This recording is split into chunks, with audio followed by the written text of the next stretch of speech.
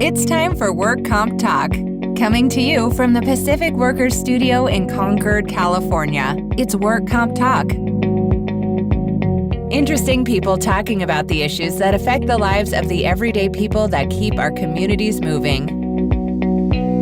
Sponsored by Pacific Workers Compensation Law Center. Hi, and thank you for joining us in another episode of Work Comp Talk. My name is Carmen, and joining me today is Bilal Qasim, CEO and co-founder of Pacific Workers, the Lawyers for Injured Workers. I'm very excited about today's topic because it's a topic that a lot of people requested. It's a lot of questions that are constantly asked around this subject, and I hope you get some great information out of it. And that topic is, what is a deposition in the California workers' compensation system? So, Bilal, what is a deposition? Sounds awful. Scary. It sounds scary. The word itself sounds like it's like a very serious word. Yeah, no, they rarely hear the word used, if at all. Sometimes in lawyer movies or shows or things like that, and they think it's this really scary practice. In reality, it's not that bad. Really, a deposition is a question and answer session. Okay. It's a process by which usually the insurance companies send an attorney to gather information about the case. So when you're sitting in a deposition, you're actually answering questions. The difference between having a casual conversation with someone and a deposition is that the answers you give are recorded. Okay. And your answers are also given under oath. So I think that's what makes the whole process scary. Just the fact that you know that everything is being recorded is just the whole nerve-wracking. What should someone expect in a deposition? Are these done virtually now because of COVID? Or is this something that I can do in person? And if so, what am I to expect? So we used to do depositions in person. Okay. You know, we would all gather around this table. We would have a defense attorney who represents the insurance company there to ask our client questions. Then we're there, the attorney, to represent our clients and make sure that the attorney asking the questions is acting appropriately. They're not harassing our client or asking questions they shouldn't be asking. And then there is a court reporter there. They operate a stenography machine. Basically, they are typing out everything that's said that day. And that's changed. Obviously, since COVID, we've had restrictions, shelter in place and such, where we can't be face-to-face. Today, I think, is actually the first day or second day we're allowed to be face-to-face, which is really cool. But most of the time it's done virtually now. So via video conferencing and such, but it's the same setup. Okay, so it makes it a little bit less nerve-wracking if you can do it from the comfort of your home, as opposed to having it in an office where you're just not familiar with. So yeah, you can wear pajamas if you want. Right? I mean, can you? I personally wouldn't if I was appearing in person, right. But you know, with Zoom, they only see what you got on the upper half. So if you want to wear your favorite slippers and your pajamas to be a little more comfortable, that's completely okay. Hey, that's totally up to you. Well, it's good to know that a deposition is not something that can potentially get you, you know, very, very scared or afraid to another level. Because a lot of people do believe that it's almost like going to court and everything you say is going to be held against you, which in somewhat can. Yeah. I mean, that's not far off. Even though I joke around about the informality, it's still a very serious proceeding. You know, your answers have the same force and effect as if you're testifying in court before a judge or jury. The law of perjury applies, which means that it's a felony in California to intentionally give false testimony. So, you know, it's still a very serious proceeding. You know, ahead of time, we usually meet with our clients and we spend a great deal of time preparing and making sure that they're ready to answer questions. And, you know, to some extent, though, I like to tell clients, it's memory games of sorts. You know, you don't have to give them an answer just because the question's asked. It's okay to say that you don't know or you're not sure. You don't have to give them an answer if you're not sure about it. So, you know, a lot of our clients feel pressured to come up with something just because they're asked a question, and they don't need to. You know, I always encourage my clients to take breaks when they need to, relax, really be thoughtful, and take your time when you're answering questions. Right. What are some of the biggest mistakes someone can do in a deposition that can actually hurt their case? So I kind of just touched on one of them. People feel compelled to give answers to questions when they're asked. And it's usually just because they're trying to be a good witness and they're trying to cooperate with the defense attorney, and they're trying to seem like they have the answers to everything because they don't want to say that they don't know or they're not sure. Right. And oftentimes they guess at the answer. And if you guess at an answer and your answer is wrong, without understanding whether or not someone's a good person, someone reading the transcript is just going to, see that they gave a wrong answer and assume that their credibility shot. Right. Not that they were just trying to be a good person and cooperate and provide the best answer possible. Right. People can see and read those transcripts completely different. Okay. So what should someone expect as far as questions? Are these your typical, what happened? When did it happen? I feel like there's a lot of confusion as to how people go about a deposition or what they think they might be asked? Yeah, absolutely. So generally in workers' comp, the defense attorney is not reinventing the wheel every time they come and do a deposition. In fact, oftentimes they come up with a script.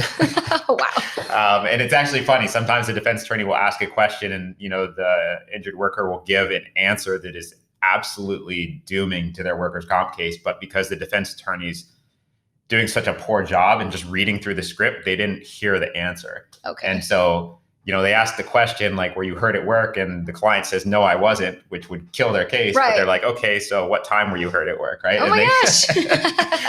I'm exaggerating a little bit, but that's just kind of how tuned out sometimes the attorneys can get. And oftentimes they really do come in with a written script of questions, and they ask those same questions in almost every single deposition. And those questions are generally about their occupational history. The idea being that if they've had jobs in the past that were physical that could cause or contribute to their current condition, they want to know about it. They ask about past injuries, whether it's a car accident or another work injury of some sort.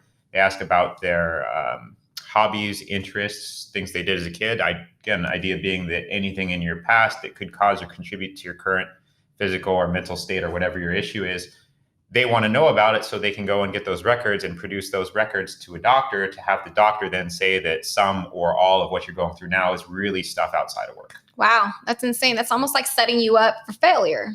Kind of. I mean, it's an insurance company. The name of the game is take in more in premiums than you pay out in claims, and you make a profit for your shareholders. And so the idea is they want to send these attorneys to do depositions, to gather information, ultimately to reduce costs. Important. Does everyone get a deposition within a workers' compensation claim? Not always. Generally speaking, you should be an attorney to take a deposition. And so unless the insurance carrier actually retains an attorney, they're probably not going to take a deposition. Every now and then they have something called a hearing rep show up and do it, but it just depends. It's really case by case basis. Once an attorney is retained, usually the attorneys will take a deposition. So I would probably say maybe like 80% of cases. Okay, that's good to know. How long can a deposition go for? What should you expect as far as time? So it depends. It's really about the volume of the work that needs to, I guess, be explored. So if you've had 20 car accidents and 30 slip and falls, the defense attorney is going to have to go down each and every single one of those, asking you who, what, where, when, why. Where did you seek medical treatment? How did it affect you? Did you miss time from work? All that stuff. And ultimately, the more material it is to get through, the more time it takes. At the same time, it also depends on the skill of the defense attorney. If you've had someone who's kind of new, they're kind of like shaking. They're more nervous than my client is because they've never done it before. They've done it such few times. And also, too, it depends on the attorney representing you. If it's one of the attorneys at my firm, for example, we have great attorneys. They know what they're doing. They know how to defend depositions, ensure that the questions being asked are fair, and that we continue on this streamlined path and get through it quickly. So our client's not there sweating for like 6 hours. But it's good to know. It can vary. It can be 30 minutes. It can take 4 hours. It just depends on all that stuff. Now, what happens if you actually do the total opposite of what you were saying? As far as if you don't remember something in particular, just it's okay to say I don't know. When does this backfire? What's worst case scenario? Sure. So in workers' comp, to some extent, your credibility can be a huge part of the case. If the nature of your injury is questioned, meaning where and if you're having symptoms, or just whether or not the injury happened. Right. The employer's lying and say you never reported it and you never got hurt at work, but you are. In which case you have a he said, she said battle. And in court, the judge is going to be addressing your credibility and determining whether or not you are a more credible witness than your employer or the employer witnesses who are testifying against you. And so your credibility is everything. And so you get to this point in a deposition, if they're asking you questions and your answer is constantly, I don't know, or I don't remember, that can impact your credibility. Because if you don't know a lot of stuff in detail, then if you're expecting someone to rely on some level of detail you're giving, they're not going to have a basis to say that you're a credible person. So the more you answer, I don't know, or I don't remember, the less likely it is that someone will believe you for the things that you do remember. Wow, that's a scary situation to be in.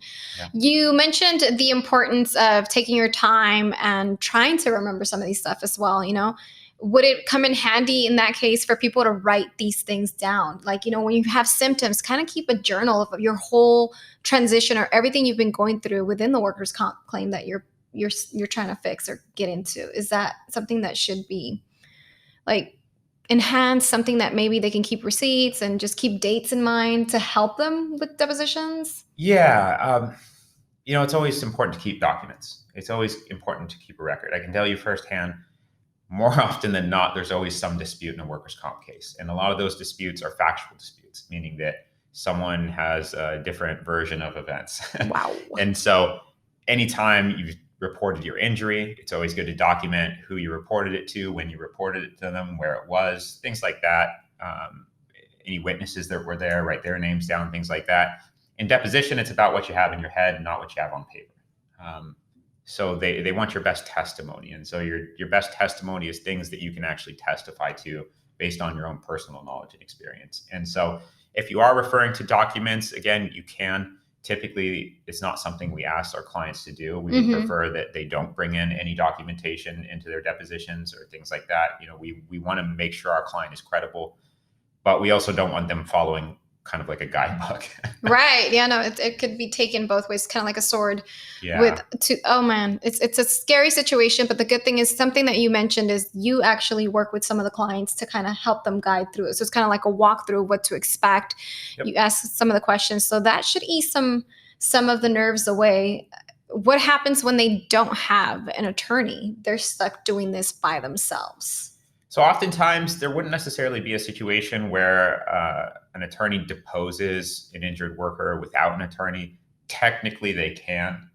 Usually they're advised of their right to counsel and all that stuff. But a defense attorney can take a sworn statement from an unrepresented party. It's rare. Okay. Good to But know. again, in depositions themselves, the caliber of attorney you have representing you really matters. It does. I would say there's some attorneys that they fall asleep at the wheel, very literally. I remember back when I was a defense attorney, and this is another life, probably a decade ago or so. There's this attorney who came in that didn't represent the injured worker normally, but was a contractor. And during the deposition I was taking, he actually did fall asleep. And so that literally happens. And so you want to make sure the attorney representing you actually knows what they're doing. Awesome. And is present there at the deposition. Well, that's good to know. Is there anything else you would like to share as far as depositions and what an injured worker needs to know or what that person can expect? Yeah, you'll have your attorney there the entire time. Our job is to make sure you feel prepared, that you feel protected, that you feel represented. Oftentimes people don't know what they're getting into, and we make it a priority to ensure that our clients feel good, they feel comfortable, they feel ready, they feel like they have someone in their corner and they're feeling confident. That's the most important part. And then just being honest, we go through the entirety of their case with them, their background. We ask a lot of questions. We make sure they're ready to rock. So when it comes time to take a deposition, they feel like it's all fresh in their head and they're ready to go. They're not bothered by the fact that they have to talk about their case, or they're not worried they're not going to remember things right. Right. Now, I'm sure you've probably went through a million depositions, and I'm curious to know, this is a podcast, right? So a lot of the stuff that's said on a podcast are the realest they can get. What are some of the worst experiences you've had in depositions besides the DA, just falling asleep? I've personally gotten some pretty heated arguments with defense attorneys. Wow. Defense attorneys can kind of make stuff up. They'll put words in your mouth. They'll misstate your testimony, hoping that you don't notice. And then they'll point that out to a judge or a doctor later on. They'll manipulate your words to read differently. And so, there's been a couple times where I've gotten pretty heated arguments because I heard the defense attorney doing it and I didn't like it. I thought it was disrespectful and inappropriate. And I've had to stop a couple of depositions because of stuff like that. Yikes. Other times my clients haven't been too great either. I've had a couple clients who were trying to be sneaky. They thought, unfortunately they could kind of bend the truth a little bit more than they should have. And they said something that contradicted what was in the medical records. And I think they knew they were doing it on purpose. And we don't lie, we don't try and make things up. It's all about being honest. If it's a righteous case and you're speaking truthfully, there'll be justice, but, we don't encourage people to grease the wheels and, make stuff up that doesn't serve their interests. And so, I think to some extent people underestimate the resources of the insurance carriers and what kind of things they have access to. And they have a great deal of power to secure records and obtain background information. And so if you're lying and they catch you in a lie, it'll destroy your case. Is that considered fraud at that point? Yeah, that's potentially perjury, which again is a felony in California. And so again, we coach our clients to try to be relaxed, be honest, be comfortable, just be yourself. Right. Yeah, there's no need to make things up. Yeah, there shouldn't be. I mean, you're fighting for something that actually happened, something you're actually entitled to. So, Yeah. well, I guess that's all depositions for you. If you have any more questions or any further information that you would like to receive, you can also feel free to download the ebook that you guys have on website, and it's available at pacificworkers.com. There is a menu that says download ebook. If you scroll down on the homepage, it's very big. You can't miss it. And it has like a lot of the Q&As that potentially everybody can have in a workers' compensation system. And of course, you can always reach out on social media as well. You can find Work Comp Talk Podcast on Facebook. You can find it on Instagram, and you can also reach out to Pacific Workers everywhere on social media or online at pacificworkers.com. Thank you for joining us, and we'll catch you on the next conversation.